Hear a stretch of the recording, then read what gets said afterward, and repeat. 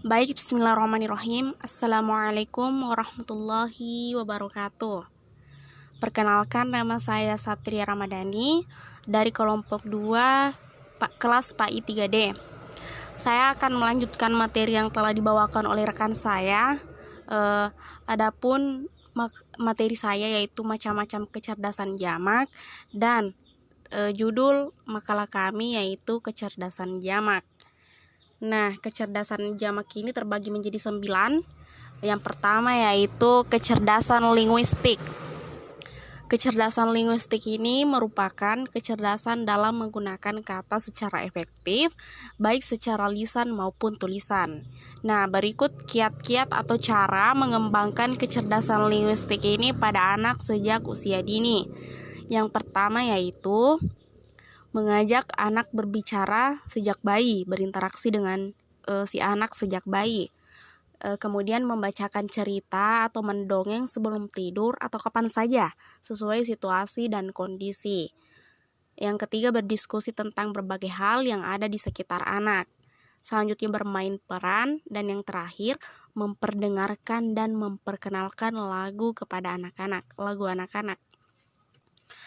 Kecerdasan selanjutnya yaitu kecerdasan logika matematika. Kecerdasan ini menggunakan angka dan logika, dan cara mengembangkannya yaitu bermain puzzle, bermain ular tangga, domino, dan lain-lain. Yang selanjutnya mengenal bentuk geometri. Selanjutnya mengenalkan bilangan melalui sajak berirama dan lagu. Yang keempat, eksplorasi pikiran melalui diskusi dan olah pikir ringan. Yang terakhir, memperkaya pengalaman berinteraksi dengan konsep matematika. Yang ketiga yaitu kecerdasan visual spesial. Kecerdasan visual spesial ini merupakan kemampuan untuk memvisualisasikan gambar untuk memecahkan sesuatu masalah atau menemukan jawaban. Nah, cara mengembangkannya ya antara lain mencoret-coret, menggambar dan melukis, kegiatan membuat prakarya dan kerajinan tangan, mengunjungi berbagai tempat dapat memperkaya pengalaman visual anak, melakukan permainan konstruktif dan kreatif, dan yang terakhir mengatur dan merancang.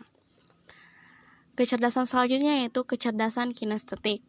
Kecerdasan ini adalah suatu kecerdasan di mana saat menggunakannya seseorang mampu atau terampil menggunakan anggota tubuhnya untuk melakukan gerakan seperti berlari, menari, membangun sesuatu, melakukan kegiatan seni dan hasta-karya. Nah, cara menstimulasi kecerdasan ini contohnya yang pertama menari dan berolahraga, bermain peran atau drama, dan keterampilan fisik, latihan keterampilan fisik. Kecerdasan selanjutnya yaitu kecerdasan musikal. Kecerdasan musikal sendiri adalah kemampuan memahami aneka bentuk musikal dengan cara mempersepsi penikmat musik, membedakan kritikus musik, mengubah komposer musik, dan mengekspresikannya penyanyi. Cara mengembangkan kecerdasan ini antara lain sebagai berikut. Nah, yang pertama, beri kesempatan pada anak untuk melihat kemampuan yang ada pada diri mereka, buat mereka lebih percaya diri. Selanjutnya, pengalaman empiris yang praktis. Buatlah penghargaan terhadap karya-karya yang dihasilkan si anak, meskipun karya itu sekecil mungkin. Hargai apa yang menjadi karya si anak, itu akan menjadi sebuah penghargaan terhadap dirinya. Yang ketiga, ajak anak menyanyikan lagu-lagu dengan syair sederhana, dengan irama dan birama yang mudah diikuti. Kecerdasan selanjutnya yaitu interpersonal. Kecerdasan ini adalah berpikir lewat berkomunikasi dan berinteraksi dengan orang lain. Cara mengembangkan kecerdasan interpersonal pada anak yakni mengembangkan dukungan kelompok, menetapkan aturan tingkah laku, memberi kesempatan bertanggung jawab di rumah, bersama-sama menyelesaikan konflik, melakukan kegiatan sosial di lingkungan, menghargai perbedaan pendapat antara anak dan teman sebaya, menumbuhkan sikap ramah dan memahami keragaman budaya lingkungan sosial, melatih kesabaran menunggu giliran, dan yang terakhir, berbicara serta mendengarkan pembicaraan orang lain terlebih dahulu. Nah, kecerdasan selanjutnya yaitu intrapersonal. Kecerdasan interpersonal sendiri adalah kemampuan seseorang untuk berpikir secara reflektif, yaitu mengacu kepada kesadaran reflektif mengenai perasaan dan proses pemikiran diri sendiri. Cara mengembangkannya yaitu yang pertama, menciptakan citra diri positif. Contohnya, aku anak baik, saya anak yang rajin membantu ibu, saya anak yang rajin belajar, aku anak soleh. Nah, seperti itu. Selanjutnya, ciptakan suasana serta kondisi yang kondusif di rumah yang mendukung pengembangan kemampuan intrapersonal dan penghargaan diri. Yang ketiga, menuangkan isi hati dalam jurnal pribadi, contohnya diari, buku harian, dan sebagainya. Yang keempat, bercakap-cakap, memperbincangkan kelemahan, kelebihan, dan minat anak. Membayangkan diri di masa datang, lakukan perencanaan dengan anak, semisal anak ingin menjadi apa bila besar nanti, cita-citanya seperti apa. Nah, itu cara terakhir. Selanjutnya, kecerdasan naturalis.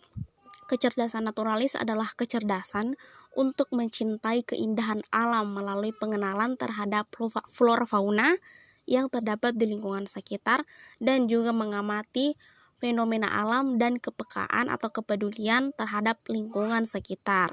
Nah, stimulasi bagi pengembangan kecerdasan naturalis ini antara lain jalan-jalan di alam terbuka, berdiskusi mengenai apa yang terjadi di alam sekitar, kegiatan ekostudi agar anak memiliki sikap peduli pada alam sekitar.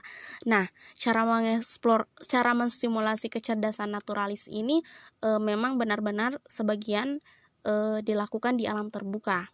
Tetapi jika ingin dilakukan di lingkungan rumah, bisa menunjukkan gambar atau alat-alat peraga untuk memperkenalkan kepada anak bahwa ini adalah flora, ini adalah fauna yang terdapat di lingkungan kita, ini adalah contoh bencana alam, faktor dari ini dan bencana yang bisa ditimbulkan adalah ini. Nah, seperti itu. Yang terakhir, kecerdasan spiritual. Kecerdasan spiritual ini dalam ilmu psikologi biasa disebut dengan ESQ.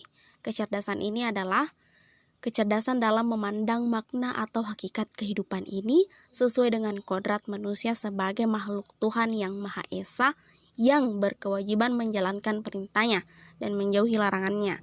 Nah, cara mengembangkan kecerdasan spiritual pada anak pada usia dini antara lain, yang pertama yaitu melalui teladan dalam bentuk nyata yang diwujudkan dalam perilaku baik, lisan, tulisan, maupun perbuatan. Yang kedua yaitu melalui cerita atau dongeng untuk menggambarkan perilaku baik buruk. Bisa dengan menceritakan kisah-kisah Nabi dan Rasul, seperti itu, Khulafaur Rasyidin, jika dia beragama Islam.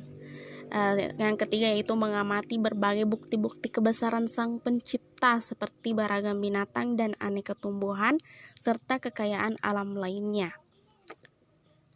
Yang keempat yaitu mengenalkan dan mencontohkan kegiatan keagamaan secara nyata, misalnya mengajak anak untuk sholat di masa usia dininya, melatih anak untuk berpuasa. Nah, karena berpuasa banyak manfaatnya, melatih kesabaran si anak tersebut.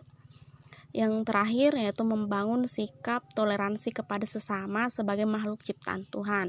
Karena di lingkungan atau khususnya di Indonesia ada banyak sekali agama, maka si anak ini wajib diajarkan sikap saling toleransi kepada sesama makhluk ciptaan Tuhan yang beragama beragam. Nah, itulah pemaparan materi dari saya. Selanjutnya akan dilanjutkan oleh rekan saya.